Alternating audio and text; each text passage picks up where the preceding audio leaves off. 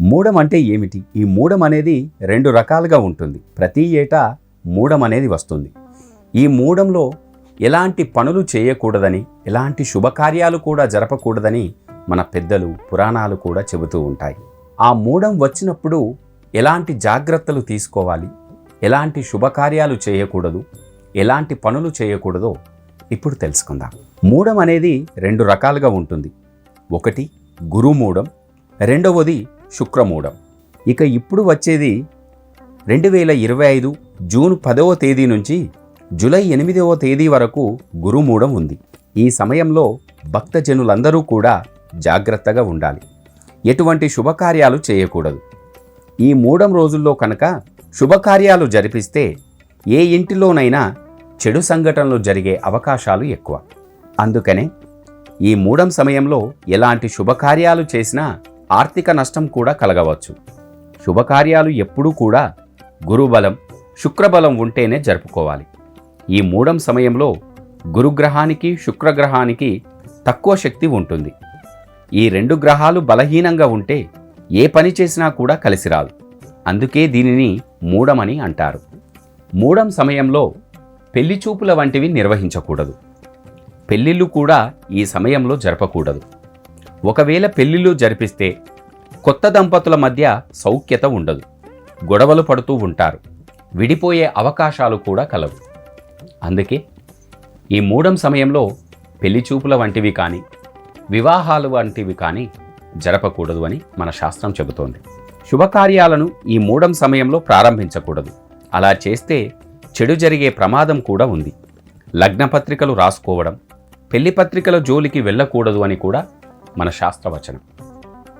మూడం సమయంలో పెళ్లి మాటలు మాట్లాడడం కూడా తప్పే. పసిపిల్లలకు పుట్టు వెంట్రుకలు తీయించకూడదు. కొత్త వ్యాపారాలను మొదలుపెట్టకూడదు. పుట్టు వెంట్రుకలు ఈ సమయంలో తీస్తే ఆ పిల్లలకు దీర్ఘకాలిక అనారోగ్య సమస్యలు వచ్చే అవకాశాలు కూడా ఎక్కువగా ఉంటాయి. చెవులు కుట్టించకూడదు. కొత్త వాహనాలు కొనుగోలు చేయరాదు. శంకుస్థాపన చేయడం వంటివి కూడా చేయకూడదు. ఈ సమయంలో కొత్త ఇంట్లోకి మారడం, సొంత ఇంటికి వెళ్ళిపోవడం లాంటివి కూడా చేయకూడదని మన శాస్త్రవచనం. అలా కనుక చేస్తే కుటుంబ సమస్యలు వస్తాయి. దేవుడికి మొక్కులు చెల్లించుకోవడం కూడా ఈ మూడం సమయంలో చేయకూడదు. ఆ మూడంలో భక్తులు దేవదేవుళ్లకు మొక్కులు చెల్లించుకుంటే ఆ కోరికలనేవి నెరవేరవు. అలాగే వ్రతాలు చేయడం, విగ్రహ ప్రతిష్టాపన లాంటివి కూడా ఈ మూడం సమయంలో చేయకూడదు. చెరువులు తవ్వడం, కొత్త వ్యాపారాలు మొదలుపెట్టడం, ఇంట్లో ఉన్న బంగారాన్ని తాకట్టు పెట్టడం ఇలాంటివి చేస్తే కూడా లక్ష్మీదేవి ఆ ఇంటి నుంచి బయటకు వెళ్ళిపోయే అవకాశాలు కూడా ఉన్నాయి. మూడం సమయంలో ఏమేం చేయవచ్చునో కూడా మన శాస్త్రం చెప్పింది. చిన్నపిల్లలకు అన్నప్రాసన చేయవచ్చు. దూర ప్రయాణాలు కూడా చేయవచ్చు.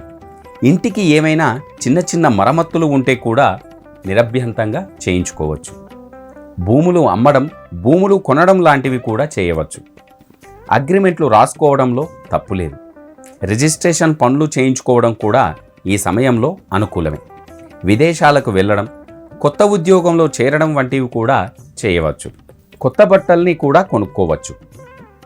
ఏదైనా పుణ్యక్షేత్రానికి కూడా వెళ్ళవచ్చు. దేవాలయాల్లో అన్నదానాలు చేయడం, సీమంతం వేడుకలు కూడా చేసుకోవచ్చు. దైవ కార్యాలను నిర్వహించడం కూడా ఎలాంటి నిరభ్యంతరంగా చేసుకోవచ్చు. నవగ్రహ శాంతులు, హోమాలు చేయించుకోవచ్చు.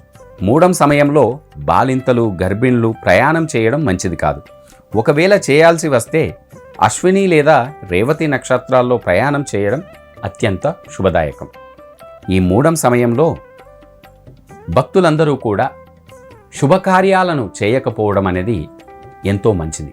ప్రతి ఏటా మూడం అనేది వస్తూ ఉంటుంది. ఈ మూడం సమయంలో అందరం కూడా చాలా జాగ్రత్తగా ఉండి శుభకార్యాలను గురుగ్రహం, శుక్రగ్రహం మనకు అనుకూలంగా ఉన్నప్పుడు ఆ శుభకార్యాలను జరిపించుకోవడం అనేది కూడా ఎంతో మంచిది. ఓం తస్తు.